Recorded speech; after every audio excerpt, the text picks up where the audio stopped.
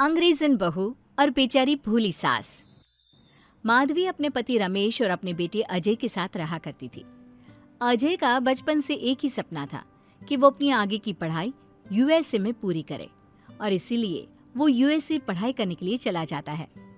3 साल बाद जब वो अपनी पढ़ाई पूरी करके आता है तो अपने बेटे के आने की खुशी में माधवी उसकी पसंद के कई तरह के पकवान बनाती है और जब घर की डोरबेल बजती है तो माधवी अपने पति रमेश को कहती है, लगता है मेरा अजय आ गया है, आप यहीं बैठना, मैं दरवाजा खोलती हूँ।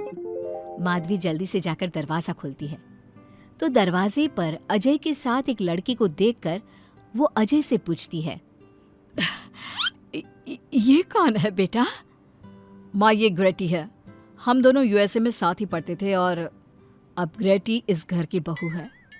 क्या बहू? अरे बेटा, तूने शादी कर ली और बताया भी नहीं। कम से कम अपनी माँ को बता तो देता कि तू अपने साथ इस घर की बहू लेकर आ रहा है। मैं बहू के आने की कुछ तैयारी तो कर लेती। कोई बात नहीं बहू, यही रुक, मैं अभी तेरे लिए पूजा की थाल लेकर आती हूँ।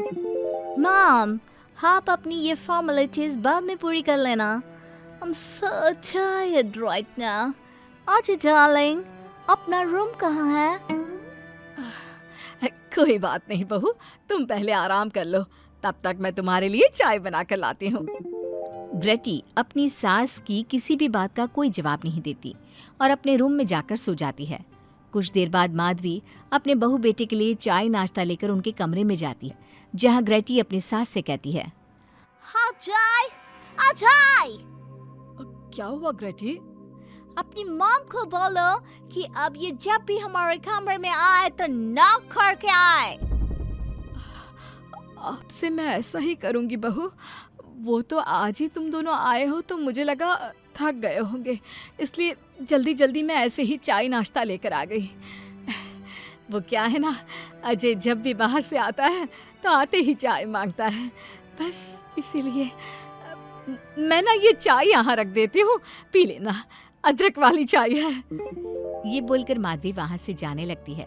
तभी ग्रेटी अपनी सास से कहती है, जाते हुए अपनी साथ अपनी ये चाय भी ले जाओ, क्योंकि अजय अब चाय नहीं पीता। हाँ माँ, जब से मैं यूएसए गया हूँ तब से मैंने चाय पीनी छोड़ दी है। अब एक काम करो, हम दोनों के लिए कॉफी ले आओ, मैं सच में बहुत ज्यादा थक गई हूँ। अरे ठीक है, ला देती हूँ। अच्छा बेटा, तुम्हारे मम्मी पापा इंडियन है या फिर वही अंग्रेजी है? मेरे मम्मी पापा इंडियन हैं, पर मैं शुरू से यूएसए में रही हूँ, इसलिए मैं खुद को अंग्रेजन मानती हूँ। वैसे अब जल्दी से जाकर मेरे लिए कॉफी लेकर आओ और मेरे बारे में इतना ज्यादा इंक्वायरी करने का जरूरत नहीं है। अरे हाँ हाँ, अभी लाती हूँ। वैसे बहू, मैं तुम्हें ना इंडिया के सारे तौर तरीके सिखा दूंगी। अरे क्या हुआ, तुम्हारी परवरिश अगर यूएसए में हुई है तो इंडियन ही ना। आपसे ज्ञान नहीं मांगा है, अब कुछ देर के लिए हम दोनों को अकेला छोड़ दो प्लीज, हाथ छोड़ता है। अपनी बहू की बात सुनकर माधवी वहाँ से चली जाती है। माधवी का उतरा हुआ चेहरा देखकर रमेश माधवी से कहता है, हमने इस नालायक को बाहर पढ़ने के लिए भेजा था और इसने क्या किया, बाहर से अंग्रेजन बहू उठाकर ले आया। माधवी, तुम बहुत भोली हो, पर मैं नहीं। ये लड़की हमारा घर तोड़ देगी, हमसे हमारे अजय को दूर कर देगी। देखा, आते ही कैसे रोब झाड़ रही है, जैसे तुम इस घर की नौकरानी हो। तुम उसको बोलो कि तुम इस घर की मालकिन हो और उसकी सास हो, वो वही करे जो तुम कहोगी। अरे आप बेकार में ही गुस्सा हो रहे हैं। बहू यूएसए की है, यहाँ नई नई आई है, उसको यहाँ के तौर तरीके नहीं पता और वो मुझे अपनी माँ मानती है, तभी तो अपने नखरे दिखा रही है। वैसे भी ना बहू बेटी दोनों बराबर ही होती है।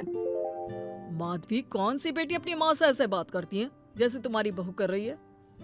मैं बस तुम्हारे कहने पर चुप हूँ, वरना मैं अपने बहू बेटों को आज ही घर से निकाल देता।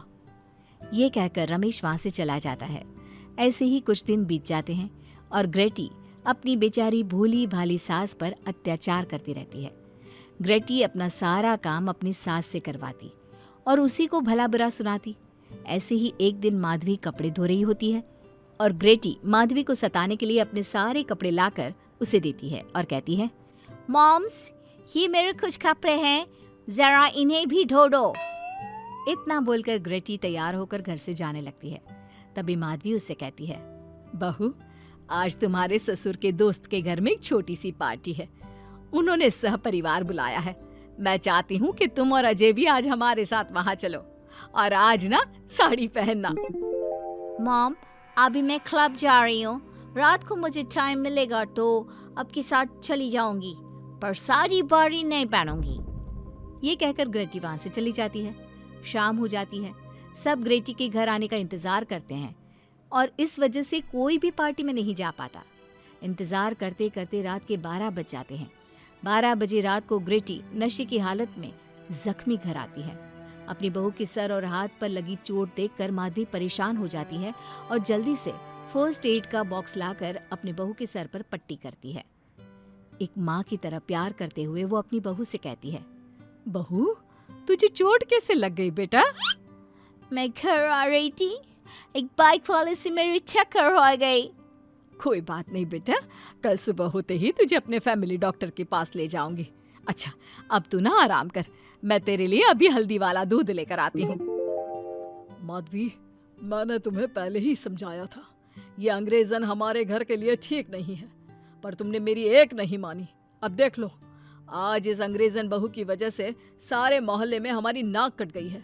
आज सब हम पर हंसते हैं और ये सब कुछ तुम्हारी वजह से हुआ है, तुम्हारी छूट की वजह से हुआ है। ये कहकर रमेश अपने रूम में चला जाता है, पर माधवी अपनी बहू की पट्टी करके उसे उसके कमरे में जाकर सुला देती है। अगले दिन माधवी ग्रेटी को लेकर अपने फैमिली डॉक्टर के पास जाती है, जहां ग्रेटी देखती है कि उस डॉक्टर की बहू ने साड़ी पहनी है और एक संस्कारी बहू की तरह घर में पूजा पाठ करके अपने सास ससुर के पैर छूकर उनका सुबह सुबह आशीर्वाद लेती है। डॉक्टर की बहू को देखकर ग्रेटी को अपना बर्ताव याद आता है और उसे एहसास होता है कि वो अपनी भोली और मासूम सास के ऊपर कितना अत्याचार करती है, पर फिर भी माधवी सबसे लड़कर हमेशा उसका साथ देती है। ये सब देखकर ग्रेटी को पश्चाताप होता है और कुछ देर बाद वो दोनों दवाई लेकर घर आती है। जब माधवी ग्रेटी को दवाई खिलाने के लिए उसके पास जाती है तो मॉम, मुझे माफ कर दीजिए, मैंने कभी भी आपके प्यार को नहीं समझा, आप पर इतना अत्याचार किया, आपकी बेइज्जती की, आपसे घर का सारा काम करवाया। आपने मुझे कितनी छूट दी, पर फिर भी मैं आपके साथ इतना बुरा करती थी। और आज जब मैं नशे की हालत में चोट खाकर घर आई तो भी आपने मुझसे कोई सवाल नहीं किया, उल्टा आपने मेरा साथ दिया, मेरी सेवा की। आज जब मैंने डॉक्टर की बहू को देखा घर का काम करते हुए, अपने सास ससुर की सेवा करते हुए, तब जाकर मुझे एहसास हुआ कि मैं कितनी रॉन्ग थी। एक इंडियन होकर भी एक बहू के कर्तव्य से दूर रही और आपके ऊपर अपनी अंग्रेजी का रौब झाड़ती रही। मुझे माफ कर दीजिए सासू माँ। बेटा, अक्सर बच्चों से गलतियां हो जाती है।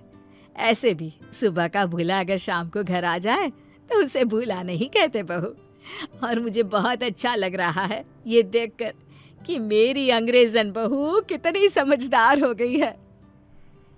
जिसके बाद माधवी और ग्रेटी एक दूसरे को गले लगा लेती है और उसके बाद से ग्रेटी एक संस्कारी बहू की तरह रहती है और अपनी सास को किसी भी शिकायत का मौका नहीं देती। अपनी सास ससुर की बहुत अच्छे से दिल से सेवा करती है।